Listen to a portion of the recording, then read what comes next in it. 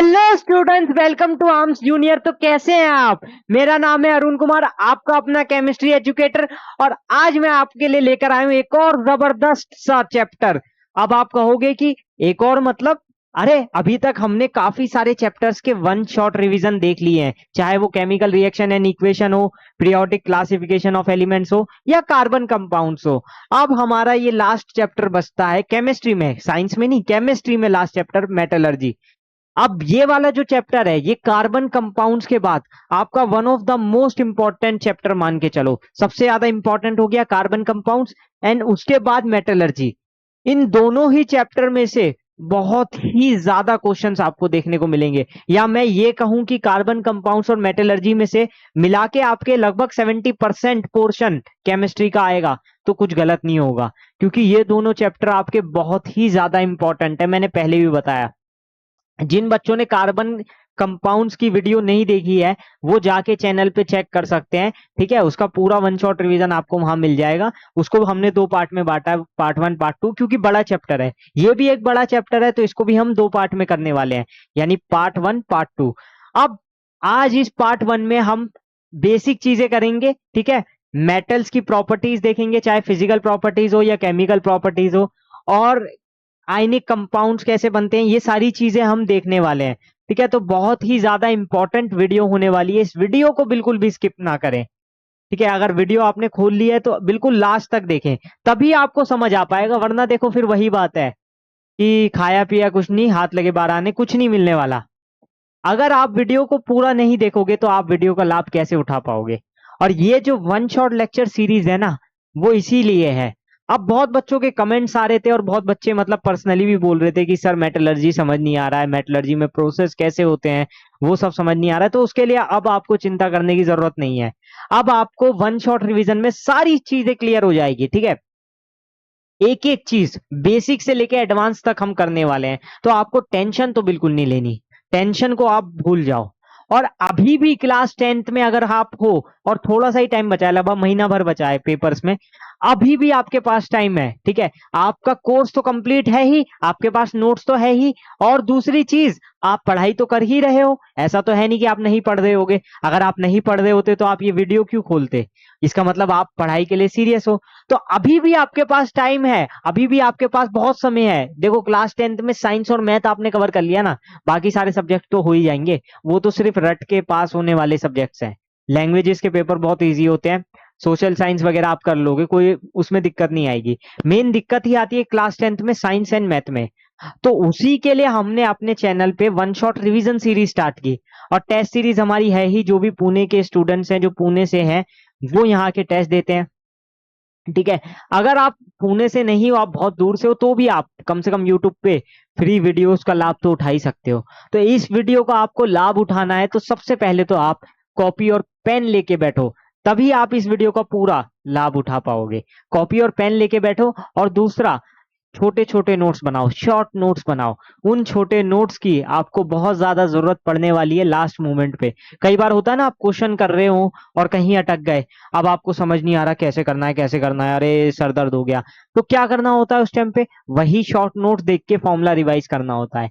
तो देखो मेन चीज ये भी है कि फॉर्मूला रिवीजन के लिए भी मैं बता देता हूँ, केमिस्ट्री में बहुत सारे फॉर्मूलाज आते हैं। तो आप एक पेपर ले लो बड़ा वाला, A4 नहीं, उससे बड़ा जो आता है A2, या फिर A0 तो बहुत बड़ा हो जाएगा, A2 ले लो आप। ठीक है, उस पे आपको क्या करने हैं, सारे केमिस्ट्री के फॉर्मूलाज लिखने हैं, सारे जितने भी है, और उसको चिपका देना है डोर के ऊपर। और उसको फिर आते जाते निकलते देखते रहोगे, अपने आप याद हो जाएगा। उसमें आपको ये नहीं करना होगा कि आपको याद करना है, वो तो फिर आप आते जाते जब चलते फिरते देखोगे तो आपको खुद याद हो जाएगा, आपकी नजर वहीं जाएगी। है ना? अगर आप ध्यान से पढ़ना चाहोगे कॉपी लेके तो नहीं कर पाओगे, लेकिन अगर आपने डोर पे लगा दिया ना और वो फॉर्मूला आते जाते चलते फिरते आप देख रहे हो, तो आपको ऐसे ही याद हो जाएगा। आपको याद करने के लिए दिमाग पे जोर देने की जरूरत नहीं पड़ेगी। तो ये तो था मेरा शुरुआती कुछ प्रवचन, प्रवचन ही कहूंगा, क्योंकि पढ़ाई से तो रिलेटेड नहीं था। अब मैं पढ़ाई से रिलेटेड बात करूंगा, यानी कि हम अपने चैप्टर में सबसे पहले बात करेंगे आज हम कौन कौन से टॉपिक्स पढ़ने वाले हैं। चलो आओ यही देखते हैं सबसे पहले। तो देखो यहाँ पर सबसे पहले फिजिकल प्रॉपर्टीज हम देखेंगे, मेटल और नॉन मेटल दोनों की, क्योंकि कई बार नॉन मेटल से भी क्वेश्चन आ जाता है। नॉन मेटल की फिजिकल प्रॉपर्टी कर लो, नॉन मेटल की आपको केमिकल प्रॉपर्टी नहीं करनी, सिर्फ फिजिकल प्रॉपर्टी। तो मेटल और नॉन मेटल की फिजिकल प्रॉपर्टी करेंगे, फिर केमिकल प्रॉपर्टीज ऑफ मेटल्स देखेंगे जो कि बहुत ही इंपॉर्टेंट चैप्टर है, बहुत ही इंपॉर्टेंट टॉपिक है आपका। फिर केमिकल प्रॉपर्टीज ऑफ कुछ नॉन मेटल्स की, कुछ की, सबकी नहीं, कुछ की सिर्फ, ठीक है। मेटलर्जी में वेरियस कॉन्सेप्ट्स हम देखेंगे, physical properties of non metals हम देखने वाले हैं। ये दोबारा रिपीट हो गया, रिएक्टिविटी सीरीज में आपको करवा दूंगा, ठीक है। उसके बाद आयनिक कंपाउंड्स हम पढ़ेंगे। तो ये सारा था हमारा आज का कच्चा चिट्ठा जो हम आज पढ़ने वाले हैं। मेन बात ये नहीं है, मेन बात ये है कि आप जो भी पढ़ रहे हो वो आपको समझ आना चाहिए। अगर आपको समझ आ गया तो आप समझो सारी चीजें क्लियर हो गई। अब फिजिकल प्रॉपर्टीज ऑफ मेटल, इससे भी पहले मैं आपको एक चीज करवाना चाहूंगा। सबसे पहले आपको पता होना चाहिए कि मेटल कौन से होते हैं और नॉन मेटल क्या होते हैं। तो मैं आपको कुछ थोड़ा सा रिवाइज करवा दूं। तो देखो, एलिमेंट्स कितने टाइप के होते हैं वैसे आपको पता ही होगा। आपका एक चैप्टर आया था क्लास 9th में, मैटर इन आर सराउंडिंग। उसमें आपने एक चीज पढ़ी थी कि एलिमेंट्स 3 टाइप के होते हैं। एलिमेंट्स तो आपको पता है ना, जो सिंगल टाइप ऑफ एटम से मिलके बनते हैं, इतना तो आपको मालूम है। और कंपाउंड जो अलग अलग टाइप के एटम से मिलके बनते हैं। एलिमेंट्स जैसे कि हाइड्रोजन एटम है, ऑक्सीजन है, हाइड्रोजन है। अब H2 भी हमारा एलिमेंट है, ऑक्सीजन एलिमेंट है क्योंकि ऑक्सीजन ऑक्सीजन से मिलके बना है। क्लोरीन एलिमेंट है क्योंकि वो क्लोरीन क्लोरीन से मिलके बना है, ठीक है। तो ये सभी जो सिंगल टाइप आपके एटम होते हैं, ये सब हमारे एलिमेंट्स होते हैं। इसको मैं बार बार रिपीट नहीं करूंगा। लेकिन एलिमेंट्स होते कितने टाइप के थे ये हमने पढ़ा था। मेटल्स, सेकंड था नॉन मेटल,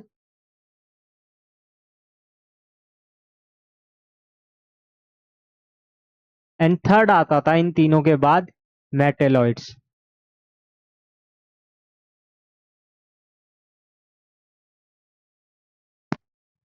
ठीक है।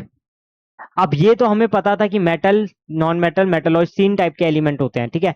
अब हमें करना क्या है, मेटल और नॉन मेटल में डिफरेंशिएशन करना है। क्या करना है, मेटल और नॉन मेटल में डिफरेंशिएशन करना है कि मेटल कौन से हैं, नॉन मेटल कौन से हैं।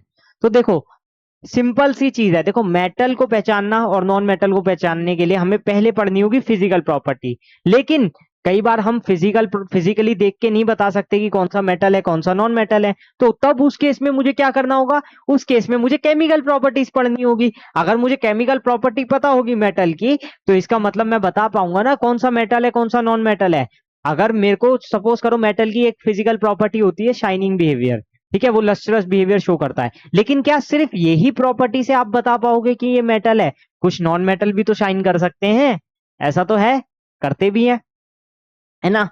तो उस केस में हमें क्या करना होगा, केमिकल प्रॉपर्टीज को भी यूज करना होगा। तो इसीलिए इस चैप्टर में हम प्रॉपर्टीज दोनों पढ़ेंगे, फिजिकल भी और केमिकल भी। देखो, मेटल की जो मेन मेन प्रॉपर्टी है वो होती है, एक तो लस्ट्रस बिहेवियर, ठीक है, कि वो अपनी शाइन दिखाता है। दूसरा सोनोरस बिहेवियर, उसका अपना मेटेलिक साउंड होता है। क्या होता है, मेटेलिक साउंड होता है। जैसे कि आप घंटी को बजाते हो ना, टन टन टन, तो वो मेटल की तरह साउंड करता है, वो उसका एक अलग साउंड है। आप लोहे को बजाओ, उसका अलग साउंड है। तो मेटल का क्या होता है, हमेशा अलग साउंड होता है, एक अलग साउंड प्रोड्यूस होता है।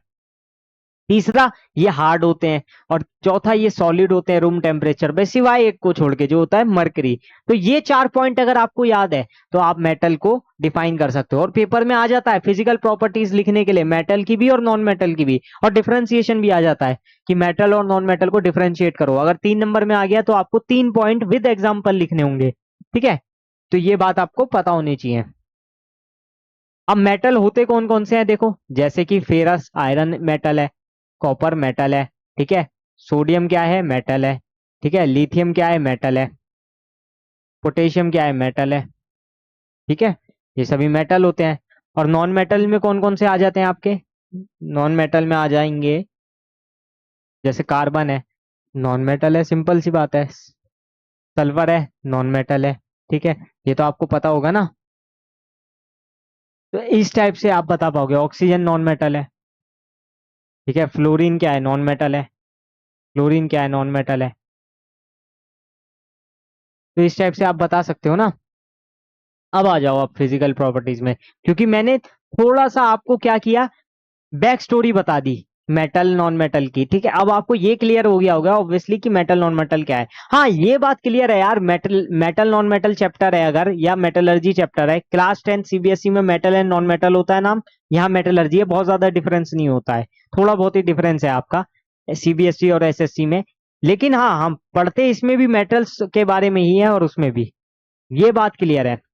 अब देखो इसमें होता क्या है, फिजिकल प्रॉपर्टीज ऑफ मेटल में इसको समझना बहुत इजी है। जो जो मैंने आपको 4 प्रॉपर्टीज बताई है ना, उसी से आप कंपेयर करके इसको बता पाओगे। जैसे यहाँ पर देखो, hard and have a high tensile strength.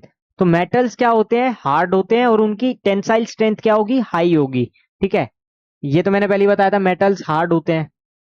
Solid at room temperature, second property है कि ये सॉलिड होते हैं रूम टेम्परेचर पे। क्या होते हैं, सॉलिड होते हैं, लेकिन सिर्फ एक को छोड़कर, किसको, एक्सेप्ट मरकरी। ये भी आपको याद रखने हैं एक्सेप्शंस, एक्सेप्ट मरकरी, ये एक्सेप्शंस याद रखना, इसमें से क्वेश्चन आता है। इसमें इस टाइप से क्वेश्चन आएगा, समझो एमसीक्यू में क्वेश्चन आ गया कि which of the following is not a solid at room temperature, और उसमें फिर बाकी के 3 मेटल ऐसे होंगे जो जो सॉलिड ही रहे होंगे, सिर्फ एक ये आएगा मरकरी। तो जो मरकरी आ गया, जहां पर आपको मरकरी दिख गया, और क्वेश्चन ये था कि which which is not solid at room temperature, तो आंसर क्या हो जाएगा, मरकरी, क्योंकि मरकरी लिक्विड होता है। रूम टेम्परेचर पे क्या होता है, लिक्विड होता है। ये आपका टेम्परेचर नापने में भी काम आता है, आपको थोड़ा बहुत आइडिया तो होगा मरकरी का, आपने हो सकता है देखा भी हो, पारा बोलते हैं जिसको, है ना। ठीक है, next is sonorous. Sonorous behaviour क्या होता है, मेटेलिक साउंड प्रोड्यूस करना। So metals produce a typical ringing sound when hit by something. तो मेटल्स को क्या है, जब भी हम किसी भी चीज से हिट करेंगे तो वो अपना एक मेटेलिक साउंड प्रोड्यूस करेगा। क्या प्रोड्यूस करेगा, metallic sound. Next, good conductors of heat and electricity. So they are good conductors of heat and electricity. इसका मतलब क्या है कि ये इलेक्ट कंडक्शन शो करेंगे, ऑब्वियस सी बात है, मेटल्स क्या करते हैं, कंडक्शन शो करते हैं। अब एक एग्जांपल दूं, लोहा है, सपोज करो लोहे की रोड है। आपने कभी भी देखा है जब किसी को करंट लग जाता है और वो ऐसे ऐसे हिलने लग जाता है, तो हम उसके ऊपर लकड़ी मारते हैं, लोहे की रोड क्यों नहीं मारते, क्योंकि हमें पता है चिपक जाएगा और ज्यादा करंट लगेगा। क्यों, क्योंकि जो हमारा लोहा है यानी कि फेरस है, वो क्या एक मेटल है, और मेटल कंडक्शन बिहेवियर शो करता है। मेटल कंडक्शन बिहेवियर शो करता है, तो वो क्या करेगा, वो उससे चिपक जाएगा, वो उससे चिपक जाएगा। तो होना क्या है इस केस में, इस केस में यही होना है कि हमें लकड़ी से ही मार देना चाहिए, वरना हो सकता है इंसान के साथ साथ हम भी मर जाएं। अगर लोहे की रोड यूज कर ली तो वो तो चिपका ही पड़ा है करंट से, हम भी चिपक जाएंगे। अब जो हमारा वुड है, वो हमारा मेटल्स में नहीं आता, वो तो मेटल नहीं है, तो वो क्या करेगा, वो कंडक्शन नहीं शो करेगा, तो वो वहां पर करंट को हटाने के काम आता है। लेकिन अगर वहीं मैंने लोहे की रोड मार दी होती तो वो फिर करंट उसमें और फ्लो करता, और जो मार रहा है ना लोहे का डंडा, उसको भी करंट लग जाता। तो यहाँ इस एग्जाम्पल से आप समझ सकते हो। So they are good conductors of heat and electricity, सिवाय एक के। अब ऐसा जरूरी नहीं है कि मेटल्स में सभी मतलब कंडक्शन अच्छे से शो करे और नॉन मेटल में कोई भी शो ना करे। हाँ, non metal generally bad conductors होते हैं, लेकिन एक नॉन मेटल है, कौन सा, ग्रेफाइट। ग्रेफाइट क्या होता है, एलोट्रोप ऑफ कार्बन होता है। क्या होता है, एलोट्रोप ऑफ कार्बन। ये हमने पढ़ लिया है किसमें, कार्बन कंपाउंड्स में, ये होता है हमारा एलोट्रोप ऑफ कार्बन। ठीक है, ग्रेफाइट पता है ना, एलोट्रोप ऑफ कार्बन। और ग्रेफाइट एक अच्छा कंडक्टर होता है किसका, हीट एंड इलेक्ट्रिसिटी का, यानी कि इसमें कंडक्शन शो होता है और अच्छे से शो होता है। ठीक है, तो ग्रेफाइट हमारा एक एक्सेप्शन हो गया। तो जितने भी आपके एक्सेप्शन आए, ये 2 एक्सेप्शंस, ये बहुत ही इंपॉर्टेंट पॉइंट्स है जो मैंने आपको हाथ से लिखवाए हैं, है ना, ये याद करके चलो। अभी लस्ट्रस बिहेवियर नहीं आया, लस्ट्रस बिहेवियर में भी एक एक्सेप्शन होता है। कौन, ऐसा एक नॉन मेटल है जो एक्सेप्शनली कंडक्शन शो, क्या कहते हैं, लस्ट्रस बिहेवियर शो करता है। एक और है, वैसे 2 हैं, थोड़ा सा आयोडीन भी करता है, और सबसे ज्यादा तो डायमंड। डायमंड आपने देखा है ना, एकदम चमकदार, एकदम शाइनी बिहेवियर होता है उसमें। आपको लगेगा ये तो मेटल है, इतना शाइन तो मेटल ही कर सकता है, लेकिन आप गलत हो, आप गलत हो। क्यों, क्योंकि मेटल शाइन करते हैं, लस्ट्रस बिहेवियर दिखाते हैं, लेकिन डायमंड तो मेटल है ही नहीं। डायमंड तो एलोट्रोप ऑफ कार्बन है ग्रेफाइट की तरह। कार्बन के कितने एलोट्रोप होते हैं? 3, ग्रेफाइट, डायमंड और फुलरीन। ठीक है, तो उसमें से एक है हमारा डायमंड, एलोट्रोप ऑफ कार्बन में से। तो वो मेटल तो नहीं है, क्योंकि वो कार्बन से मिलके बना है, तो वो नॉन मेटल है। क्या है? नॉन मेटल है। ठीक है, और एक और अच्छी बात है, इसका इसका जो स्ट्रक्चर भी होता है वो रिजिड स्ट्रक्चर होता है, स्टिल ये नॉन मेटल में आता है, स्टिल नॉन मेटल में आता है। ठीक है, नेक्स्ट देखो मेलेबिलिटी। अब मेलेबल का मतलब क्या होता है कि हम इसको चेंज कर सकते हैं शीट में। मतलब आपने कभी भी देखी है लोहे की शीट्स बनती है, स्टील की शीट्स आपने देखी होगी, है ना, एल्यूमिनियम की शीट्स आपने देखी होगी। तो वही चीज मैं बताना चाह रहा हूं कि जो हमारा मेटल है ना, उसको हम मेलेबिलिटी में चेक कर सकते हैं। मतलब उसको हम पीट कर या फिर हथौड़े से पीट कर या फिर किसी भी प्रोसेस में लगा के उसको शीट में चेंज कर सकते हैं। नेक्स्ट आता है ductility. It can be drawn into wires. Ductility का मतलब ये होता है कि इसको हम वायर्स में बदल सकते हैं। कैसे बदलेंगे वो एक अलग प्रोसेस है, लेकिन बदल सकते हैं, इसीलिए ये क्या दिखाता है? डक्टिलिटी दिखाता है। नेक्स्ट है high melting and boiling point. Metals का जो बॉइलिंग है ना, क्या कहते हैं, मेल्टिंग पॉइंट होगा वो बहुत ज्यादा हाई होता है कभी भी, ये आपको याद रखना है। और इसमें भी सीजियम एंड गैलियम एक एग्जांपल है। गैलियम का तो मेल्टिंग पॉइंट बहुत लो होता है, उसको तो आप हाथ पे रखोगे तो भी वो पिघलने लगता है, ये एक एक्सेप्शन है, ये याद करो। गैलियम ये भी एक एक्सेप्शन है। जितने भी एक्सेप्शंस हैं ये आपको याद करके चलने हैं। तो सीजियम हो गया, गैलियम हो गया, इनका क्या है? मेल्टिंग पॉइंट लो होगा। ग्रेफाइट क्या है? ग्रेफाइट नॉन मेटल है, लेकिन स्टिल उसका जो बॉइलिंग पॉइंट है वो हाई होता है। क्या होता है? हाई। और वो सॉलिड स्टेट में होता है, रूम टेम्परेचर पे। किस स्टेट में होता है? सॉलिड स्टेट में। तो ये जो हमारे एलोट्रोप्स ऑफ कार्बन आ रहे हैं ना, ये वैसी एक्सेप्शंस है, ये वैसे ही एक्सेप्शंस है। ये नॉन मेटल की फॉर्म में है, लेकिन ये सारे के सारे बिहेवियर शो कर रहे हैं मेटल वाले। तो एलोट्रोप ऑफ कार्बन एक बहुत ही ज्यादा पढ़ने का या फिर एक चर्चित विषय हमारा हो सकता है। तो ये आप याद रखना, ग्रेफाइट और डायमंड के बारे में थोड़ा सा आप पढ़ना, उससे क्या है कि आपको आइडिया लग जाएगा। एक्सेप्शन तो ये है ही। नेक्स्ट आ जाते हैं physical properties of non metals. अब देखो ये बहुत जल्दी जल्दी हो जाएंगे। Physical properties of non metal, physical property of metal आपने पढ़ लिया है, नॉन मेटल अपने आप समझ आ जाएगा। उसका उल्टा कर दो बस। जैसे वो हमारे सॉलिड स्टेट में होते थे रूम टेम्परेचर पे, है ना, सिवाय मरकरी को छोड़ के। यहां पर क्या होगा? They occur as solid, liquid and gases at room temperature. ये क्या है? ये सॉलिड में भी हो सकते हैं, लिक्विड भी हो सकते हैं, गैस भी हो सकते हैं रूम टेम्परेचर पे। मतलब ऐसा कोई जरूरी नहीं है कि ये सिर्फ और सिर्फ लिक्विड होंगे, सिर्फ और सिर्फ सॉलिड होंगे, या सिर्फ और सिर्फ गैस होंगे। और सबसे बढ़िया एग्जांपल है ब्रोमीन। ब्रोमीन का देख लेना एक बार केस, बहुत बढ़िया केस है उसका। नेक्स्ट आता है ब्रिटल। ये हार्ड नहीं है, ये ब्रिटल है। कैसे है? ब्रिटल। Next non malleable. वो मेलेबल होते थे, ये नॉन मेलेबल है। वो डक्टाइल होते थे, ये नॉन डक्टाइल है। उल्टा करते चलो, वो सोनरस बिहेवियर शो करते थे, ये नॉन सोनरस है। वो गुड कंडक्टर ऑफ इलेक्ट्रिसिटी थे, ये bad conductor of heat and electricity है। तुम बस उसका उल्टा ही तो कर दिया। तो यानी अगर आपने फिजिकल प्रॉपर्टीज ऑफ मेटल याद कर लिया, तो physical properties of non metal तो अपने आप ही आ गया। उसका उल्टा ही तो करते चले गए हम। और क्या किया है हमने?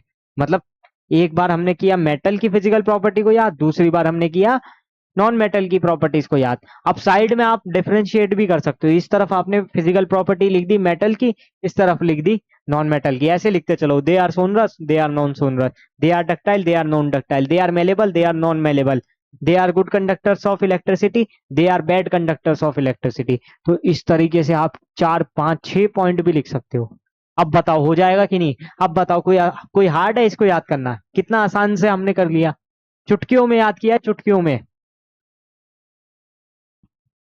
नेक्स्ट आगे बढ़ते हैं,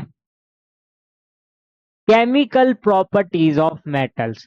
अब इस पार्ट में से तो भर भर के क्वेश्चंस आते हैं। इस पार्ट में से क्वेश्चन आएगा ही आएगा, मैं गारंटी से कह रहा हूं। केमिकल प्रॉपर्टीज ऑफ मेटल्स में से कहां से आएगा ये मैं नहीं बता सकता, लेकिन इसकी जो 3 4 रिएक्शन है ना, वो बहुत ज्यादा इंपॉर्टेंट है। मतलब हर साल घुमा फिरा के कभी ये वाली प्रॉपर्टी से आएगा, कभी ये वाली प्रॉपर्टी से आएगा, पर क्वेश्चन जरूर आएगा। क्वेश्चन आएगा जरूर, ये आप याद रखना। तो इसमें हम पढ़ते हैं सबसे पहले reaction of metals with oxygen. अब जो हमारे मेटल्स की ऑक्सीजन से रिएक्शन होगी तो क्या होगा? ठीक है, तो हम बारी बारी रिएक्शंस करवाएंगे मेटल की ऑक्सीजन से। तो देखो इसमें होता क्या है, मेटल जब भी एयर के कांटेक्ट में आता है तो वो ऑक्सीजन से रिएक्शन करके क्या करेगा, मतलब एक तरीके से उसका ऑक्सीडेशन हो रहा है। मेटल का क्या हो रहा है, ऑक्सीडेशन। ऑक्सीडेशन मतलब समझते हो ना, एडिशन ऑफ ऑक्सीजन एक तरीके से, ठीक है। तो यहां पर देखो, मेटल जब ऑक्सीजन से रिएक्ट करेगा तो वो एक चीज कंफर्म है कि मेटल ऑक्साइड बनाएगा। क्या बनाएगा, मेटल ऑक्साइड बनाएगा, ठीक है। अब इसमें भी ये चीज आती है कि कौन से मेटल्स हाईली रिएक्टिव है, वो जल्दी ऑक्सीजन से रिएक्ट कर लेंगे, और जो थोड़े से कम रिएक्टिव आते हैं रिएक्टिविटी सीरीज में, जैसे कि गोल्ड हो गया, सिल्वर हो गया, ये सब लेस रिएक्टिव होते हैं। और जो हमारे एल्कलाई मेटल्स है लाइक सोडियम, पोटेशियम, ये हाईली रिएक्टिव होते हैं। तो इसमें होता क्या है, जो हाईली रिएक्टिव है वो और तेजी से रिएक्ट करेंगे ऑक्सीजन के साथ, ठीक है। तो इसमें रिएक्टिविटी का बहुत बड़ा केस है। जैसे मैं सोडियम का ही केस ले लूं, सोडियम प्लस ऑक्सीजन क्या बना, सोडियम ऑक्साइड Na2O। अब देखो आपको कंफ्यूजन होती होगी, सर यहां पर तो ऐसे बना, और जब हम मैग्नीशियम लेते हैं या कैल्शियम लेते हैं तो ये बनता है। बिल्कुल सही बात है, इसको बैलेंस भी कर देते हैं। कैल्शियम ले रहे थे तब भी यही बन रहा था,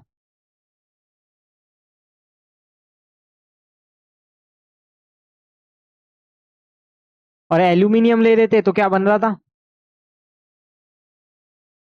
वैसे ये एम्फोटेरिक ऑक्साइड है। ये भी मैं आपको आगे बताऊंगा, एम्फोटेरिक ऑक्साइड। मैं आपको पहले लिखवा देता हूँ धीरे धीरे, क्योंकि धीरे धीरे ही काम करना होगा। इसको बैलेंस कर दिया। अब बैलेंसिंग बार बार नहीं बताऊंगा, क्योंकि मैं केमिकल रिएक्शंस एंड इक्वेशन में आपको सब, हाँ यहाँ 4 आएगा ना, एक सेकेंड। 2 2 4। आप ठीक है। अब देखो, केमिकल रिएक्शन एंड बैलेंसिंग में आप सीख चुके हो रिएक्शन बैलेंस करना, तो इसलिए ये मैं तेजी से लिख पा रहा हूँ। आपको बैलेंसिंग तो आती ही होगी, अब मैं ये समझ के चल रहा हूँ, क्योंकि बहुत बार आप पहला चैप्टर तो बहुत बार पढ़ चुके होंगे, ठीक है। अब ये कह रहे हो आप कि यहाँ पर मैग्नीशियम ऑक्साइड बना है, कैल्शियम ऑक्साइड बना है, या Al2O3 बना, और यहाँ Na2O बना, ये कैसे किया, ये समझा दो एक बार। मैंने 4 एग्जांपल बताया ना, इन्हीं 4 एग्जांपल से बताऊंगा। देखो होता क्या है, वैलेंसी चेक करनी होती है। जैसे यहाँ पर सोडियम की वैलेंसी थी +1, ऑक्सीजन की थी -2। अब मुझे +1 -2 नहीं देखना होता, मुझे देखना है 1 और 2 है, तो रेशियो इसमें आ रहा है 1 और 2 का, तो बस क्या करो, क्रॉस मल्टीप्लाई कर दो, यहाँ पर 1 से और यहाँ पर 2 से, तो क्या बन जाएगा, क्या बन जाएगा, Na पे मल्टीप्लाई करो 2 से, Na2, और ऑक्सीजन पे 1 से, तो Na2O। बताओ जल्दी, यही बना कि नहीं। अब ऐसी मैग्नीशियम और ऑक्सीजन के केस में देखोगे, तो मैग्नीशियम हो या कैल्शियम हो, दोनों पे +2 चार्ज है, ऑक्सीजन पे -2 चार्ज है। तो 2/2 यानी 2:2 का रेशियो है। 2:2 के रेशियो को 1:1 भी तो बोल सकते हैं। तो 1:1 का रेशियो होगा तो फिर कुछ भी नहीं होगा, मैग्नीशियम ऑक्साइड ही बन जाएगा बस। बाद में इसको बैलेंस कर लेना। सेम केस कैल्शियम के केस में है। एल्यूमिनियम के केस में क्या हो रहा था, एल्यूमिनियम के केस में देखो +3 था, यहाँ पर ऑक्सीजन की -2 थी। मुझे रेशियो चेक कर लेना है, यहाँ 3:2 है, ठीक है, यहाँ पर क्या है 3:2, तो देखो यहाँ मल्टीप्लाई हुआ, ये यहाँ मल्टीप्लाई हुआ, तो यहाँ क्या बन जाएगा, Al2O3, ठीक है। इस तरीके से आप समझ सकते हो। तो आपको समझ आ गया, एक बार पढ़ लो, metals combine with oxygen on heating in air and metal oxides are formed. Sodium and potassium are very reactive metals. अब ये कह रहे हैं सोडियम हो या पोटेशियम हो, ये बहुत ही ज्यादा रिएक्टिव एलिमेंट होते हैं, ठीक है, या रिएक्टिव मेटल्स होते हैं। Sodium metal combines with oxygen in the air even at room temperature and form sodium oxide, ठीक है, ये मैंने आपको दिखाई दिया।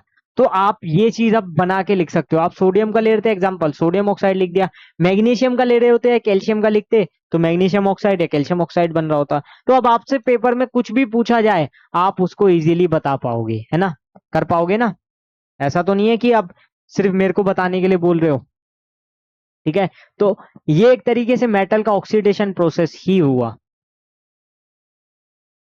नेक्स्ट देखते हैं एम्फोटेरिक ऑक्साइड। अब देखो, मैंने जो Al2O3 वाला केस बताया, मैंने तब भी कहा ना ये एम्फोटेरिक ऑक्साइड का केस बनेगा। अब एम्फोटेरिक ऑक्साइड्स होते क्या है, मेटल ऑक्साइड्स तो हमने जान लिए, मेटल ऑक्साइड क्या है, ठीक है। और हाँ, इसमें एसिडिक बेसिक का भी नेचर आता है। देखो जो मेटल होते हैं ना, वो हमारे एसिडिक ऑक्साइड बनाते हैं। मेटल कौन सी, बेसिक बेसिक ऑक्साइड बनाते हैं। कौन सी ऑक्साइड्स बनाते हैं, बेसिक ऑक्साइड्स। और जो हमारे नॉन मेटल्स हैं, वो नॉन मेटल्स क्या बनाएंगे, एसिडिक ऑक्साइड। ये आपको याद रखना है, ठीक है। ये 2 पॉइंट याद कर लो, मेटल बेसिक ऑक्साइड बनाते हैं और नॉन मेटल एसिडिक ऑक्साइड बनाते हैं। जैसे कि CO2 एसिडिक ऑक्साइड है और मेटल में Na2O एसिडिक बेसिक ऑक्साइड है, ठीक है। CO2 एसिडिक और Na2O बेसिक ऑक्साइड, इस टाइप से आप याद करके चलो। तो वही चीज जो एसिडिक और बेसिक ऑक्साइड दोनों की तरह बिहेव करे वो हमारे एम्फोटेरिक ऑक्साइड है। यानी कि ये बोथ एसिड एंड बेसिस दोनों के साथ क्या करेंगे, सॉल्ट प्रोड्यूस करेंगे। क्योंकि आपको पता है सॉल्ट कब प्रोड्यूस होता था, जब हम एसिड और बेस की रिएक्शन कराते थे, ठीक है। जैसे ही हम एसिड बेस की रिएक्शन कराते हैं क्या मिलता है हमें, सॉल्ट प्लस वाटर। यहाँ पर थोड़ा सा वैसा ही है केस एम्फोटेरिक का। Metal oxide which react with both acids as well as base to produce salt and water are called amphoteric oxide।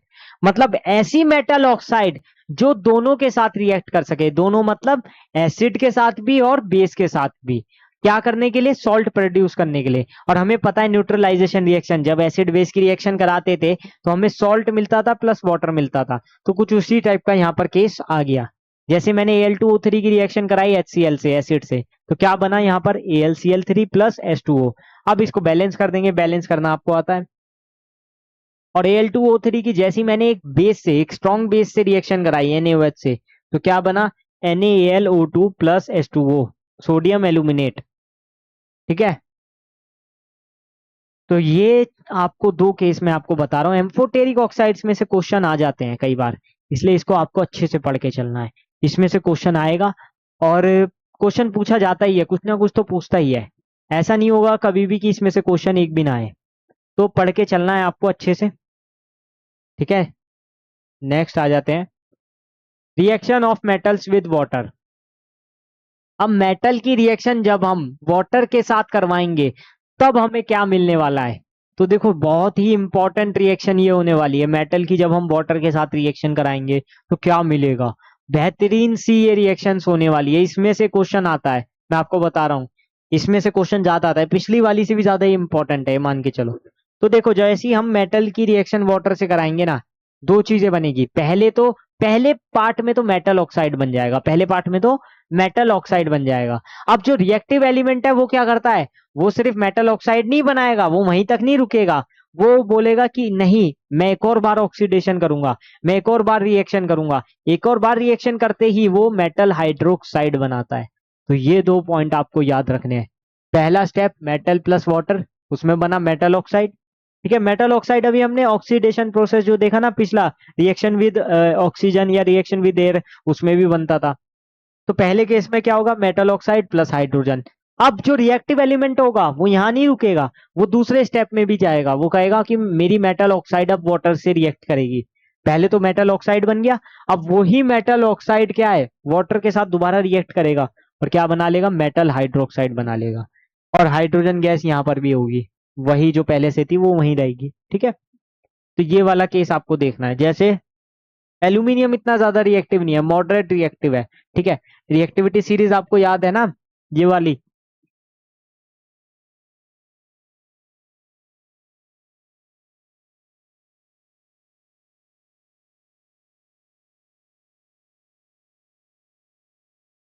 Hydrogen तक मैंने लिख दिया है, ठीक है। तो सबसे ऊपर पोटेशियम, फिर सोडियम, कैल्शियम, मैग्नीशियम, एल्यूमिनियम उसके बाद आता है, मॉडरेट में आता है।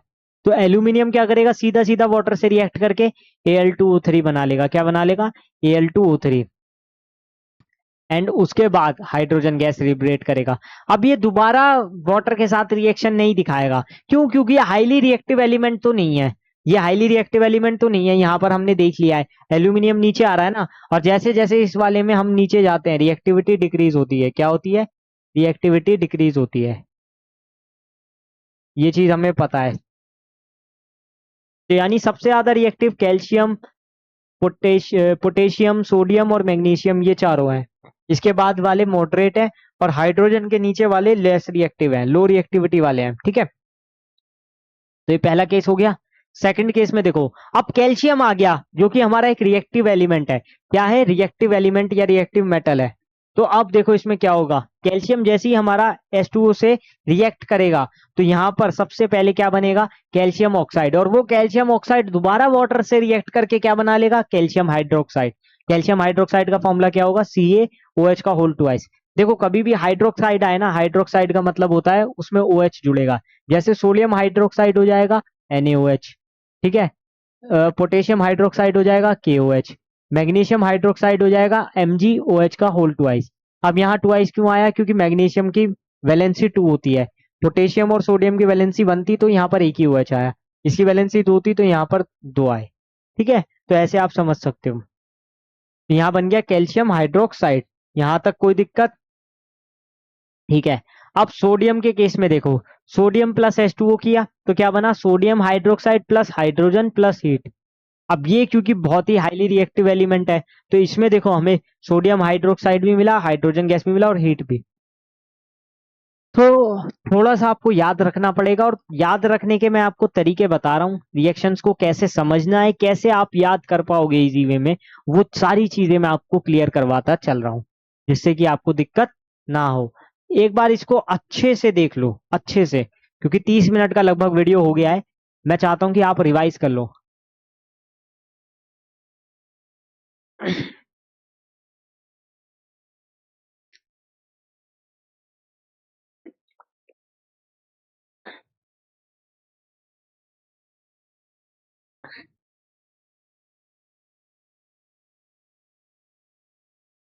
नेक्स्ट आ जाता है reactions of metals with acids. अब एसिड्स में भी डाइल्यूट एसिड्स के साथ। अब आप कहोगे सर ये डाइल्यूट एसिड क्या है और कंसंट्रेटेड एसिड क्या है? अरे सिंपल, देखो डाइल्यूट एसिड का मतलब होता है उसके अंदर पानी मिला दिया है, उसके अंदर पानी मिला दिया है। जैसे सपोज करो मैंने 10 ml क्या कहते हैं एसिड लिया, उसमें 100 ml पानी मिला दिया तो वो क्या हो गया? डाइल्यूट हो गया, पतला हो गया। डाइल्यूट मतलब पतला, मतलब उसमें सॉल्यूट कम हो। एक तरीके से ऐसे समझते हैं। कंसंट्रेटेड मतलब उसमें सॉल्यूट ज्यादा हो जाए सॉल्वेंट के कंपैरिजन में, ठीक है।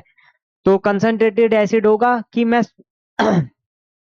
10 ml से बहुत ज्यादा, अगर मैं 100 ml में सपोज करो 100 ml क्या कहते हैं एसिड मिला दूं तो वो कंसंट्रेटेड हो जाएगा। क्या हो जाएगा? कंसंट्रेटेड हो जाएगा। और अगर मैं उसकी मात्रा एसिड की कम रख रहा हूँ और पानी की ज्यादा रख रहा हूँ तो वो डाइल्यूट होगा। इस टाइप से आप समझ लो। तो डाइल्यूट एसिड हम लेंगे, तो जब भी हम मेटल की रिएक्शन डाइल्यूट एसिड से कराएंगे वहां पर हमें सॉल्ट और हाइड्रोजन गैस मिलेगी। क्या मिलेगा? Salt plus hydrogen. अब यहाँ पर भी एक केस है, कॉपर AgHg, ये रिएक्ट नहीं करेंगे डाइल्यूट एसिड से। अब आप पूछने चाहोगे कि क्यों नहीं करेंगे? क्योंकि ये रिएक्टिविटी सीरीज में सबसे नीचे आते हैं, ये हाइड्रोजन से भी नीचे आते हैं। अभी मैंने आपको बताया ना हाइड्रोजन, इसके नीचे कौन आते हैं? कॉपर,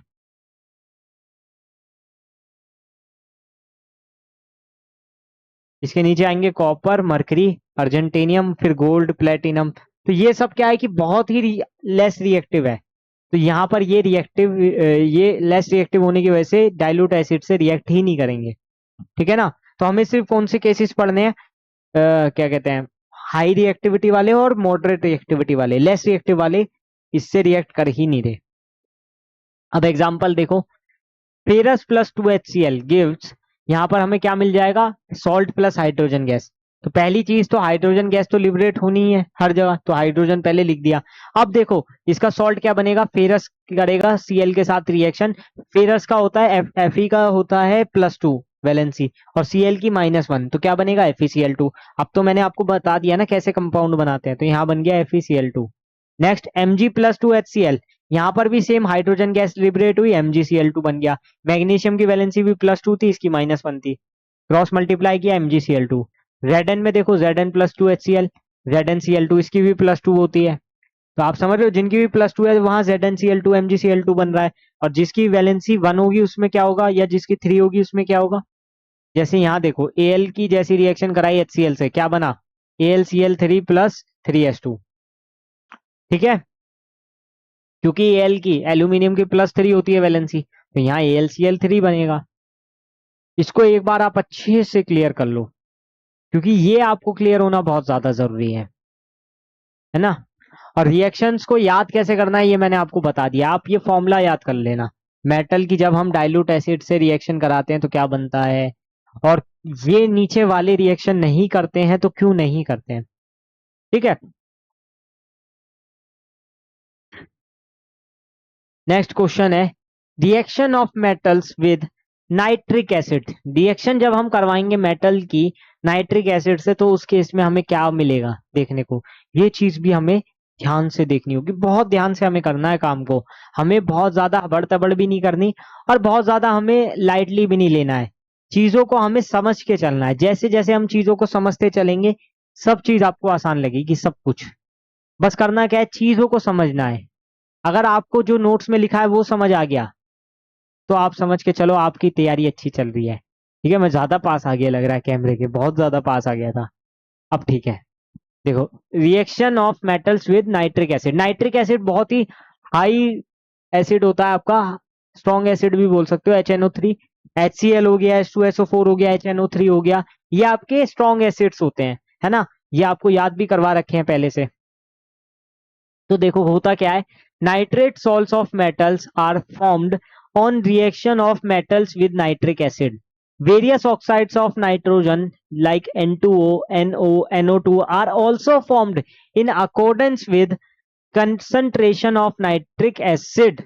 जैसे कॉपर प्लस HNO3 कराते हैं तो क्या मिल रहा है हमें, कॉपर की रिएक्शन जैसी मैंने नाइट्रिक एसिड से कराई तो क्या मिला मुझे, कॉपर नाइट्रेट मिला, प्लस NO2 मिला, प्लस वाटर मिला। तो मुझे कॉपर नाइट्रेट हो गया या फिर क्या कहते हैं NO2 हो गया और वाटर, ये चीजें मुझे देखने को मिली। ठीक है, कब, जब मैंने इसकी रिएक्शन किससे कराई, कंसंट्रेटेड HNO3 से कराई। ये वाला केस था कंसंट्रेटेड वाला, अभी मैंने डाइल्यूट वाला तो लिया ही नहीं।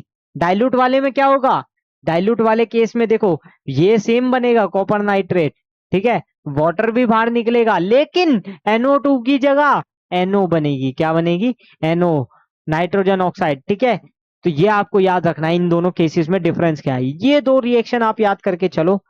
ठीक है, नाइट्रिक एसिड में ये वाली कॉपर वाली रिएक्शन आप याद कर लो, इसमें से क्वेश्चन आ जाता है कई बार, याद हो जाएगी, सिंपल ही तो है, बहुत ज्यादा डिफिकल्ट नहीं है। अब नेक्स्ट मेरा टॉपिक आता है रॉयल वाटर या फिर एक्वारेजिया। इसको रॉयल वाटर भी बोलते हैं या फिर एक्वारीजिया भी बोलते हैं। ये भी बहुत अच्छा टॉपिक है, छोटा सा टॉपिक है। ठीक है, इसमें दो चीज याद रखो, HCl और HNO3, और इनका रेशियो क्या होता है 3:1, इस टाइप से आप याद कर लो। ठीक है, HCl एंड HNO3 हमें लेना है और उसका रेशियो है 3:1 का। ठीक है, 3 HCl और 1 HNO3, ऐसे याद कर लो तो आपको समझ आ जाएगा। अब आप कहोगे सर ये एक्वारीजिया है क्या, तो देखो बहुत साल पहले की कहानी बताता हूँ। ठीक है, ये एक काल्पनिक कहानी है, आप इसको रियल लाइफ से मत जोड़ देना, ठीक है ना। जैसे फिल्म में लिखा आता है ना ये एक काल्पनिक कहानी है या एक फिक्शनल स्टोरी है, तो ये भी एक फिक्शनल स्टोरी है, मैं आपको समझाने के लिए सिर्फ बता रहा हूँ। तो देखो बहुत साल पहले क्या हुआ, एक बहुत बड़े राज्य में राजा ने एक सोने का मुकुट बनवाया। किसका, सोने का। उसमें उसने सबसे बेस्ट क्वालिटी का जो गोल्ड हो सकता था वो सुनार को बोला कि देख भाई, मेरे पास पैसों की कमी है नहीं, मैं राजा हूं, मुझे ऐसा मुकुट चाहिए जिसके अंदर एकदम खरा सोना हो, मतलब उसको कोई खराब ना बोल सके। सुनार ने बना दिया। अब अगले दिन कुछ दरबार में दरबारियों ने बोला यार कि राजा साहब आपका ये जो मुकुट है ये असली सोने का है सच में। अब राजा को लगा यार क्या बोल रहे हैं ये, कहीं सच में तो ये खराब सोने का नहीं बना दिया, कहीं मेरे साथ सुनार ने दगा तो नहीं कर दी। तो उसने सुनार को बुलवाया कि भाई ये बताओ कि तुमने ये जो मुकुट बनाया है ये सच में असली सोने का है भी या नहीं। अब देखो दरबार में क्या हुआ, उसके ऊपर विरोध हुआ। दरबार में कुछ लोगों ने बोल दिया कि नहीं नहीं ये तो लूट रहा है आपको। तो राजा ने उसको सजा सुनाने का फैसला किया, लेकिन उससे पहले उसको अपने पेशी देने का मौका दिया कि भाई तुम अपने सबूत पेश करो या फिर तुम बताओ कि कैसे तुम बता सकते हो कि ये एकदम सही है और एकदम असली सोने का है, कैसे तुम प्रूफ करोगे, मैं तुम्हें चांस देता हूं। अब सुनार के पास कोई ऑप्शन नहीं था, जब बात यहां तक आ गई कि उसको फांसी की सजा भी मिल सकती है दगा करने पे, तो उसने क्या किया, वो लेकर आया एक्वारीजिया। क्या लेकर आया, एक्वारीजिया। ये जो हमारा एक्वारीजिया है ना रॉयल वाटर, इसमें क्या होता है, इसमें क्वालिटी होती है कि इसमें जो हाई कोरोसिव कि ये एकदम हाई कोरोसिव और फ्यूमिंग लिक्विड होता है।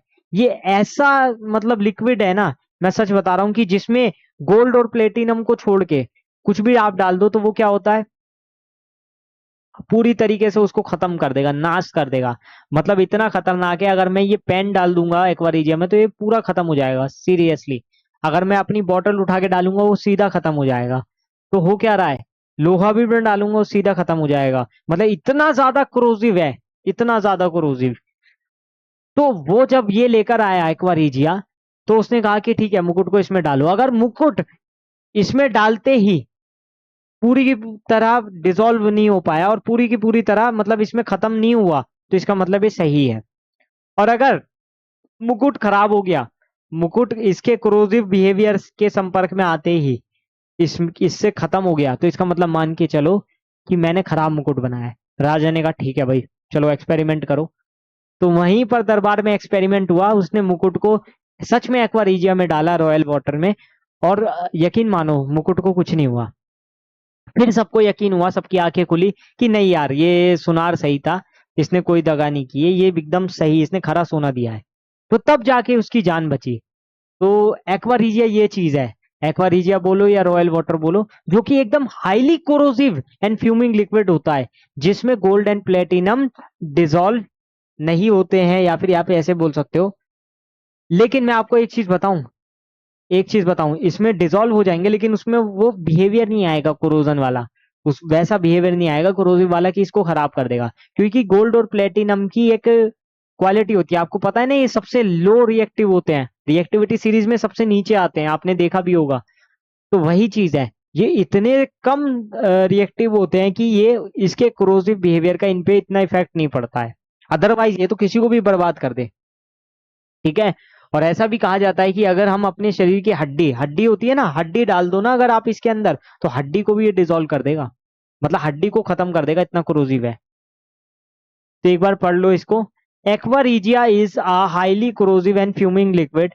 It is one of the few reagents which can dissolve the noble metals like gold and platinum. Aqua regia is freshly prepared by mixing concentrated hydrochloric acid and concentrated nitric acid in the ratio 3:1। ये आपको याद रखना है, इसका ratio क्या है, 3:1। किसका? Concentrated HCl और कंसंट्रेटेड नाइट्रिक एसिड का। ठीक है, ये हमें याद करके चलना है। थोड़ी चीजें देखो आपको याद करनी होगी, केमिस्ट्री सब्जेक्ट ही याद करने का है। ठीक है, केमिस्ट्री में होता भी वही है। वो बहुत अच्छे मार्क्स ला सकता है जो अच्छे से याद कर लेगा, जो भी याद करने में बेटर होगा, या जिसकी मेमोरी पावर अच्छी होगी ना, हमेशा आप देखोगे कि उसकी केमिस्ट्री भी अच्छी होगी। और जो थोड़ा सा वीक होता है याद करने में, होते हैं यार, मतलब सभी इंटेलिजेंट हो, सभी शार्प माइंडेड हो, ऐसा जरूरी कभी भी नहीं होता। हर किसी की ब्रेन पावर अलग होती है। तो उनको थोड़ी सी दिक्कत केमिस्ट्री में आ सकती है, क्योंकि केमिस्ट्री में आपको लर्न करना होता है, रिवाइज करना होता है। अब उन बच्चों के लिए, उनके लिए क्या है कि वो ट्रिक से याद करें, वो इस तरीके से याद करें। अब देखो, मैंने आपको जो रॉयल वाटर एक्वारीजिया वो इस तरीके से याद करवाया कि किसी को भी समझ आ जाएगा, मैंने कहानी के फॉर्म में बता दिया। रिएक्शन ऑफ मेटल्स का मैंने बता दिया कैसे याद करना है, दो ही डिफरेंस है। ठीक है, यहाँ NO2 बनता है, इस वाले डाइल्यूट केस में NO बनता है।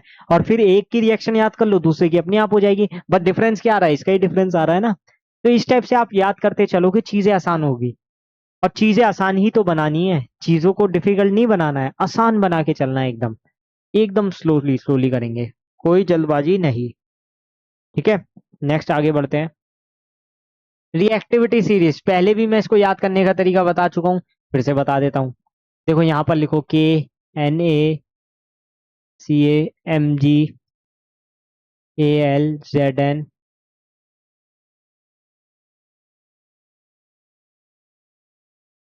अब इसके आगे का मैं यहाँ लिखूंगा साइड में। ठीक है,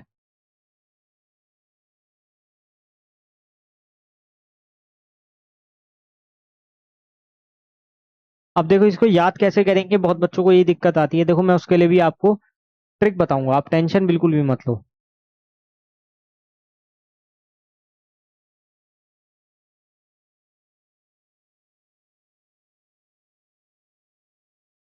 या दूसरी वाली, हाँ वही, केदारनाथ वाली भी बताते हैं। केदारनाथ का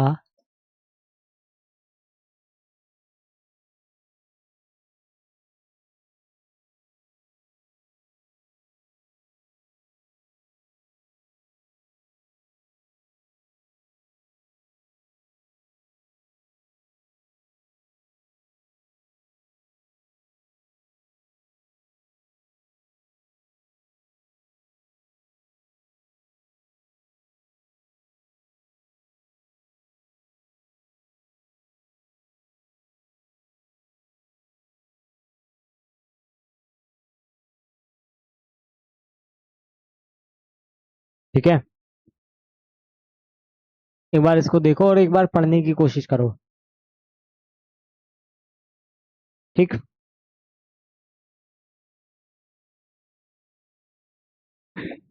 अब देखो यहां पर हमें रिएक्टिविटी सीरीज ऑफ मेटल याद करने के लिए ट्रिक मिल गई है। ट्रिक क्या है?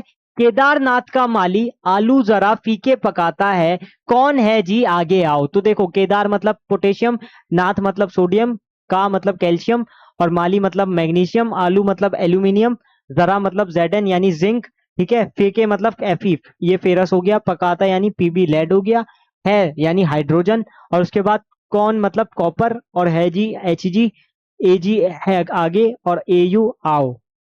तो इस टाइप से आप इसको याद कर सकते हो।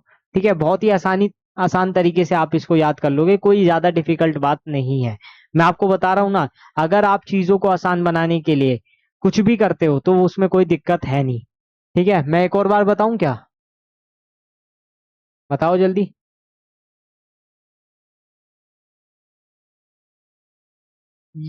ये छोटा दिखता ही है, इसमें कुछ नहीं कर सकते।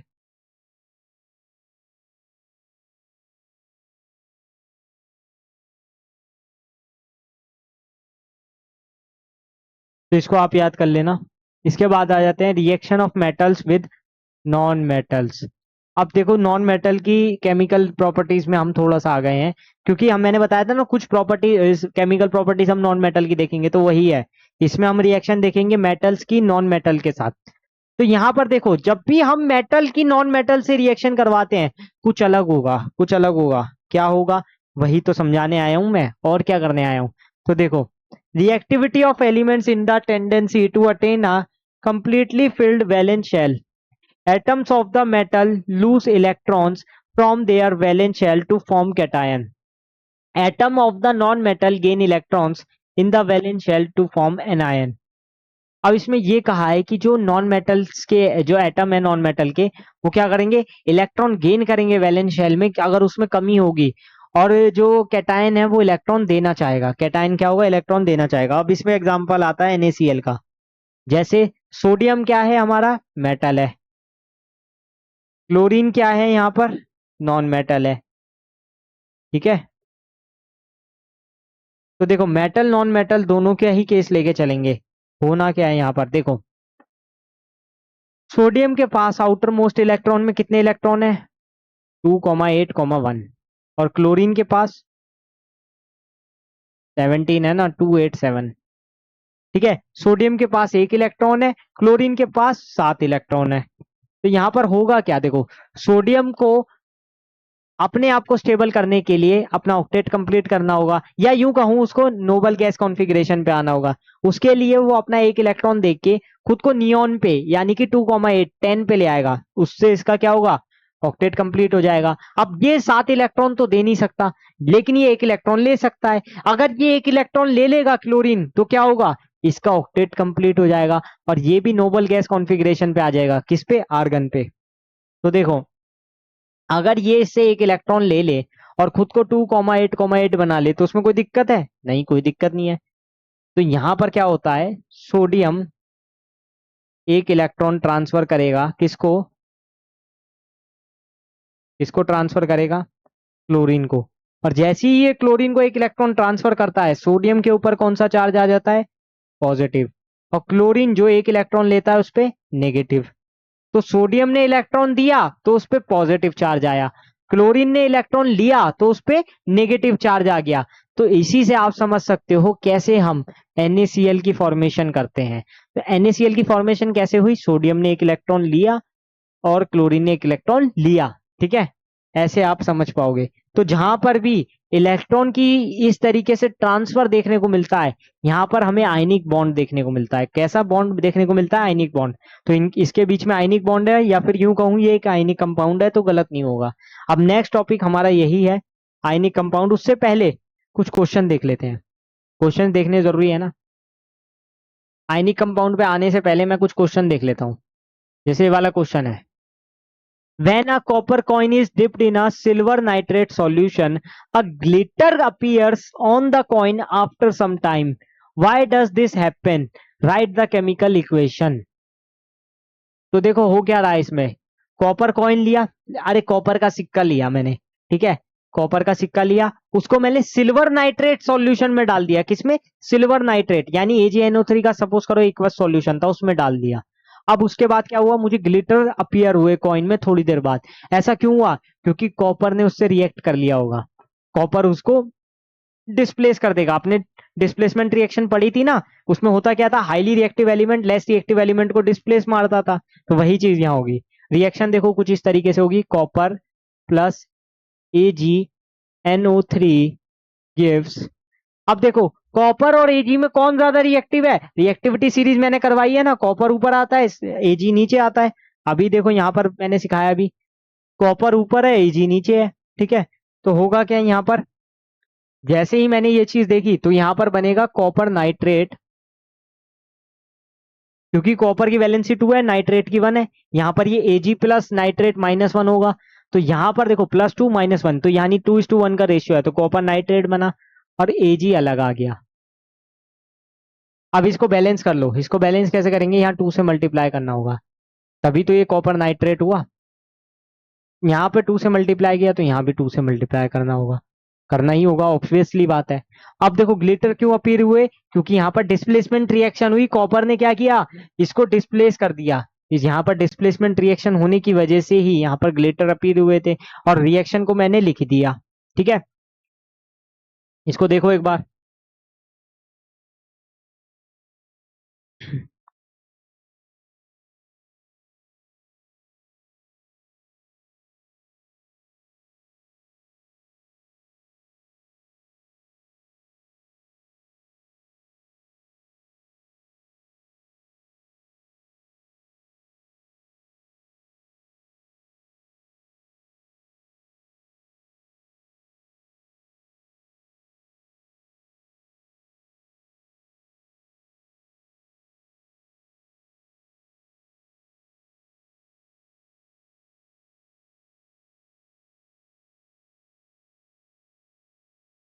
समझ रहे हो ना। अब नेक्स्ट क्वेश्चन भी देख लेते हैं एक बार, जैसे ये वाला क्वेश्चन है, ये भी इंपॉर्टेंट है। The electronic configuration of metal A is 2,8,1 and that of metal B is 2,8,2. Which of the two metal is more reactive? Write their reaction with dilute hydrochloric होगा ये, बाइड्रोक्लोरिक नहीं, हाइड्रोक्लोरिक, हाँ। चलो, इलेक्ट्रॉनिक कॉन्फ़िगरेशन मेटल ए की दी है, तो यानी metal ए मेरा हो जाएगा 2,8,1 और मेटल बी दिया है मेरे को 2,8,2। अब देखो जैसे ही मैंने लिखा 2,8,1 कितना हो गया, 11, 11 किसका होता है, सोडियम का होता है ना, पता है ना। और यहाँ 12 हो गया, तो 12 किसका होता है, मैग्नीशियम का होता है,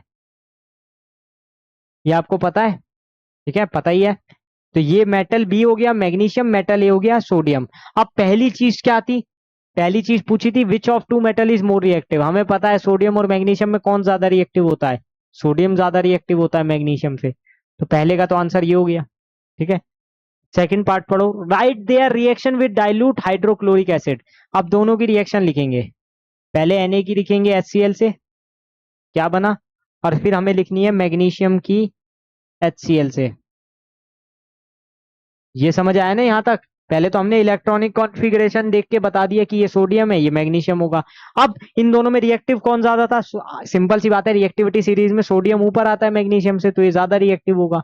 अब इन दोनों की रिएक्शन लिखनी है, डाइल्यूट HCl से जब हम इसकी रिएक्शन करवाएंगे तो हमें क्या मिलने वाला है, तो देखो सोडियम प्लस HCl क्या बन जाएगा, यहाँ पर NaCl, सोडियम क्लोराइड और हाइड्रोजन गैस लिबरेट होती थी, ये तो हमें पता है। पहले लिख लेते हैं, बैलेंस बाद में करेंगे, पहले रिएक्शन लिख देते हैं। Mg प्लस HCl में MgCl2 बनता था और हाइड्रोजन गैस लिबरेट होती थी, क्योंकि मैग्नीशियम की वैलेंसी 2 है, क्लोरीन की 1 है, तो MgCl2। अब इसको बैलेंस करने की बारी आई, अब इसको बैलेंस करते हैं, यहाँ H2 है तो यहाँ पर भी 2 होना चाहिए, और यहाँ पर 2 हो गया तो 2Cl, यहाँ 2 लगा दो, सॉरी, यहाँ 2 NaCl हो गया, तो यहाँ पर भी 2 आना चाहिए था। अब देखो रिएक्शन बैलेंस है कि नहीं, 2 NaCl plus H2, Mg plus HCl, यहाँ MgCl2 बना और हाइड्रोजन गैस, तो यहाँ बस 2 से मल्टीप्लाई कर देना है, तो ये हो गया हमारा MgCl2 और ये हो गया मेरा हाइड्रोजन गैस लिबरेट। ठीक है, तो इस तरीके से आप इसको कर सकते हो। पहले केस में मुझे पता था सोडियम क्लोराइड यानी NaCl बनेगा, दूसरे केस में मुझे पता था मैग्नीशियम क्लोराइड बनेगा। दोनों ही केस में एक चीज पता थी, क्या? हाइड्रोजन गैस लिबरेट होगी। ठीक है, तो ऐसे क्वेश्चन आ जाते हैं आपके केमिकल प्रॉपर्टीज ऑफ मेटल से। यहाँ पर पूछ लिया था जैसे,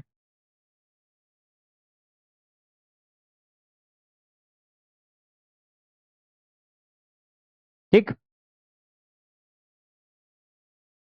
और ये इंपॉर्टेंट क्वेश्चंस हैं, ये सारे के सारे क्वेश्चन जितने भी मैं करवा रहा हूँ। ठीक है, ऐसा नहीं कि सिर्फ ये बस पढ़ लिया हो गया, ऐसे नहीं काम चलेगा, आपको अच्छे से करने भी हैं। ठीक है ना। नेक्स्ट देखो, ionic compounds, very very important topic है ये हमारा, आयनिक कंपाउंड्स। इसमें देखो दो चीजें आपको याद रखनी है, आयनिक कंपाउंड बनते कैसे हैं। एक तो ये हो गया, और इसकी प्रॉपर्टीज बहुत ज्यादा इंपॉर्टेंट है। तो आयनिक कंपाउंड मैंने आपको बताए थे, जैसे कि NaCl है, ठीक है, MgCl2 है, KCl है। इस टाइप से हम देख सकते हैं, NaF है, ये भी आयनिक कंपाउंड है। तो हमें आयनिक कंपाउंड्स कैसे बनते हैं ये पता है ना, जहां पर इलेक्ट्रॉन का ट्रांसफर हो, यानी जब एक मेटल एक नॉन मेटल को इलेक्ट्रॉन ट्रांसफर करे तो उसको हम क्या बोल देते हैं? Ionic compound. और मैंने एग्जांपल दिया था NaCl का, वहां पे सोडियम क्या कर रहा था? क्लोरीन को एक इलेक्ट्रॉन दे रहा था और क्लोरीन एक ले रहा था, और सोडियम वहां मेटल था, क्लोरीन नॉन मेटल था। एक बार इसको पढ़ लो, the compounds formed by the transfer of electrons from a metal to a non-metal are called ionic compounds और electrovalent compounds। अब क्वेश्चन पेपर में ऐसे भी आ सकता है, आयनिक कंपाउंड की जगह वो पूछ ले इलेक्ट्रोवेलेंट कंपाउंड क्या है, तो वो एक ही बात है, आयनिक कंपाउंड हो या फिर इलेक्ट्रोवेलेंट कंपाउंड हो, सेम है। प्रॉपर्टीज क्या क्या होती है इसकी, तो प्रॉपर्टीज एक बार देख लेते हैं। पहला आता है फिजिकल नेचर। फिजिकल नेचर कैसा रहेगा, तो देखो फिजिकल नेचर इसका होता है, they are solid and hard generally brittle. तो देखो आयनिक कंपाउंड्स हमारे जनरली सॉलिड होते हैं, हार्ड होते हैं और ब्रिटल होते हैं। क्या होते हैं? सॉलिड, हार्ड और जनरली ब्रिटल भी देखने को मिलते हैं। तो ये चीज आपको याद करके चलनी है। जैसे सोडियम क्लोराइड है, सॉल्ट है, आपने देखा है ना, बस तो फिर ऐसे आप देख सकते हो। मेल्टिंग एंड बॉइलिंग पॉइंट इनका कैसा होगा? हाई रहेगा। कैसा होगा? हाई होगा। क्यों? क्योंकि ये सॉलिड है, और सॉलिड्स का क्या होता है? Melting and boiling point high होता है, हमें पता है। तो जब ये सॉलिड है नेचर में, हार्ड है, तो इसका मतलब इसका बॉइलिंग एंड मेल्टिंग पॉइंट भी तो हाई रहेगा। तो ऑब्वियसली इसका melting and boiling point high रहेगा। सॉल्युबिलिटी, तो देखो solubility generally they are soluble in water and insoluble in solvents. तो ये होते क्या है? सॉल्युबल होते हैं किसमें? वाटर में, और सॉल्वेंट्स में इनसॉल्युबल होते हैं। जैसे कि कौन से? केरोसिन, पेट्रोल हो गया, इन सब में ये क्या है? इनसॉल्युबल है, लेकिन वाटर में क्या है? सॉल्युबल है। तो आयनिक कंपाउंड्स का एक क्वेश्चन भी आ जाता है कि they are soluble in water और नॉट। तो आपको वो पहचानना होता है, वो आपको पहचानना होगा, और आप कर लोगे। ऐसी बात नहीं आप नहीं कर पाओगे, थोड़ा बहुत आप प्रॉपर्टीज याद करके चलोगे, चीजें अपने आप आसान हो जाएगी। कंडक्शन का देखो, कंडक्शन ऑफ इलेक्ट्रिसिटी का केस, तो ये कंडक्टिविटी दिखाएंगे, हाँ दिखाएंगे, लेकिन मोल्टेन स्टेट में दिखाएंगे, आयनिक स्टेट में, आयनाइजेशन में जब होंगे तब दिखाएंगे, यानी जब ये आयंस में होंगे तब दिखाएंगे, वैसे नहीं। मतलब आपका NaCl इलेक्ट्रिसिटी दिखाए नहीं, जब इसको हम एक्वस सॉल्यूशन में डाल के इलेक्ट्रोलिसिस करते हैं तब ये इलेक्ट्रिसिटी दिखाता है, यानी जब ये आयंस में टूटेगा, Na पॉजिटिव Cl निगेटिव, तब ये हमें इलेक्ट्रिसिटी दिखाएगा, तब ये हमें कंडक्शन दिखाएगा। अदरवाइज ऐसे कंडक्शन नहीं दिखाता है।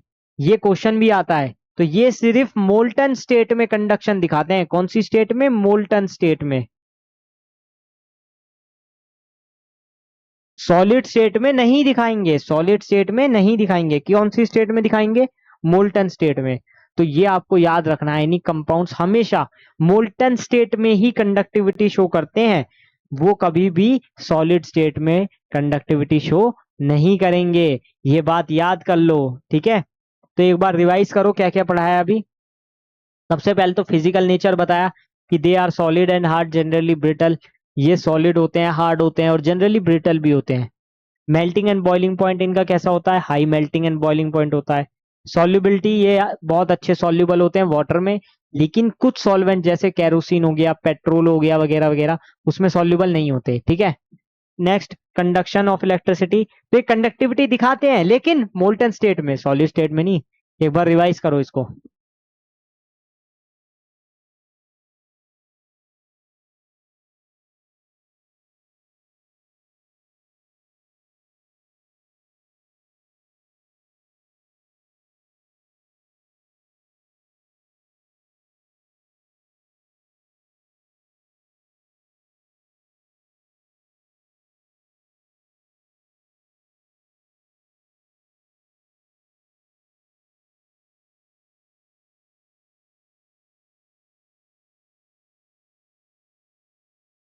ठीक है, अब एक क्वेश्चन देखता हूं। हाँ, ये क्वेश्चन है आपकी बुक का ही क्वेश्चन है। तो देखो, थ्योरी मेरी, क्वेश्चन आपकी बुक के, बेस्ट कॉम्बिनेशन मैंने रखा है कि क्वेश्चंस में हमेशा आपको आपकी बुक के ही करवाऊंगा।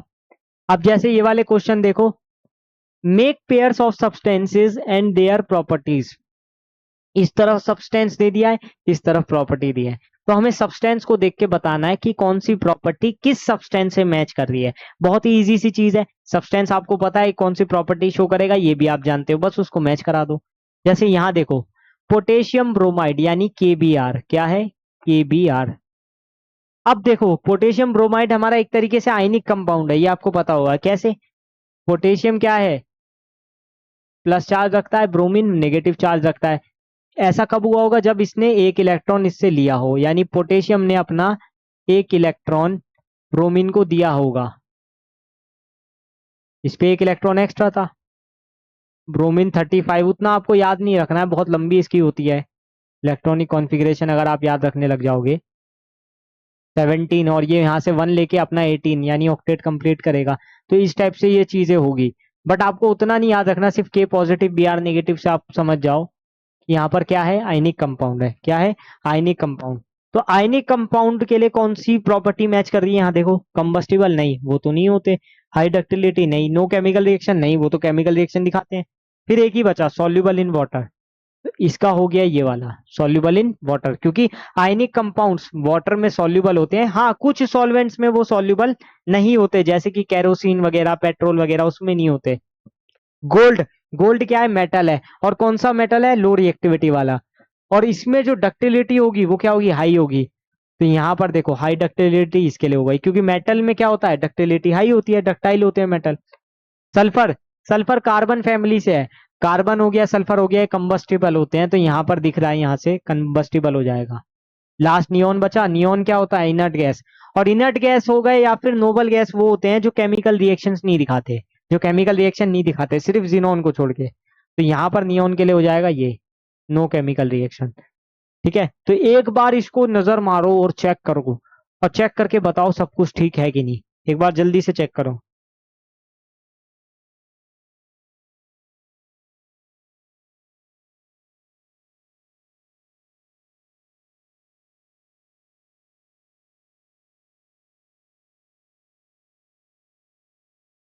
ठीक है, सिंपल सी बात है, आयनिक कंपाउंड की प्रॉपर्टी देख ली, गोल्ड में मेटल की प्रॉपर्टी देख ली, सल्फर नॉन मेटल है, या फिर ये कंबस्टिबल हो गया, नियोन का पता ही था, नो केमिकल रिएक्शन है। अगर आपको ये तीन पता थे तो सल्फर का आप ऐसे भी लगा सकते थे, कंबस्टिबल है, और याद भी कर सकते हो, सल्फर है, कार्बन है, कंबस्टिबल है, इनका कंबशन हो सकता है।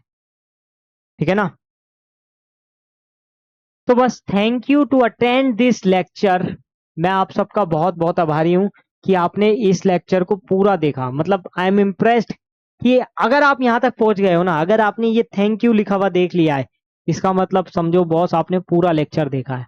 और अगर आपने इसका पूरा लेक्चर देख ही लिया है, तो आपके अंदर पेशेंस तो है, इसका मतलब ये बात तो है क्लियर कि पेशेंस तो आपके अंदर भरा हुआ है, आपके अंदर कुछ करने की, कुछ कर गुजरने की एक आग है। लेकिन वो आग से फायदा तब होगा जब आप खुद का फायदा खुद ही करना चाहोगे। एक कहावत है ना, किसी को कोई बर्बाद नहीं कर सकता, वो कोई भी खुद को खुद ही बर्बाद कर लेता है, खुद ही आबाद कर लेता है। तो वही चीज मैं यहाँ पर बोलना चाहूंगा कि आपको बहुत ही संभल के चीजों को करना है। संभल के चीजों को करना है मतलब आपको पता होना चाहिए कि आपका नेक्स्ट स्टेप क्या होने वाला है। अगर आपको ये नहीं पता कि आपका नेक्स्ट स्टेप क्या होगा, तो आप बहुत ही गलत डायरेक्शन में हो बॉस। अगर आपको ये नहीं पता, सिंपल सी बात मैं बता रहा हूँ आपको। और क्लास 10th इजी है मानता हूँ क्लास 11 12 के रिस्पेक्ट में, लेकिन आप हो तो क्लास 10th में ही, है ना। आपकी तरह बाकी सारे बच्चे भी क्लास 10th में हैं, तो जो वो पेपर देंगे वही आप दोगे। मार्क्स अलग अलग आएंगे, ऑब्वियस सी बात है, किसी के कम किसी के ज्यादा। ये तो देखो जीवन का रूल है, किसी को ज्यादा मिल जाता है, किसी को कम मिलता है। तो आपको परेशान नहीं होना है इन सब चीजों से, ये सब तो चलता रहेगा। जिंदगी में बहुत सारी चीजें आपको ऐसी देखने को मिलेगी जो आपने सोचा नहीं होगा, लेकिन वैसा हो जाएगा, ठीक है। उससे घबराना नहीं है। आपको सिर्फ फोकस कहाँ करना है, फोकस आपका आपकी पढ़ाई पे, अपने काम पे होना चाहिए। अगर आपका फोकस अपनी पढ़ाई और अपने काम पे है, तो आपको कोई भी नहीं हरा सकता। मैं बताता हूँ, उसको कोई नहीं हरा सकता जो जीतने की चाह रखता है, और उसको कोई भी नहीं जिता सकता जो हार पहली मान चुका है। सिंपल सी बात है। तो इसी के साथ मैं इस वीडियो को, अच्छा हाँ एक चीज और, जो हमारा यूट्यूब है उसके टेलीग्राम लिंक और व्हाट्सएप चैनल का लिंक डिस्क्रिप्शन में आपको मिल जाएगा। उस पे आप जाके एक बार क्लिक करके टेलीग्राम चैनल को ज्वाइन करें, व्हाट्सएप चैनल को ज्वाइन करें और हमारे साथ जुड़ें, है ना। उस पे आपको बहुत सारी चीजें देखने को मिलेगी, लाइक शॉर्ट नोट्स हो गए या और भी कुछ कंटेंट आपको देखने को मिलेगा। और चैनल को सब्सक्राइब कर लें जिससे आप हमारी कोई भी वीडियो मिस ना करें। तो मिलते हैं फिर नेक्स्ट वीडियो में, तब तक के लिए thanks and stay tuned with us.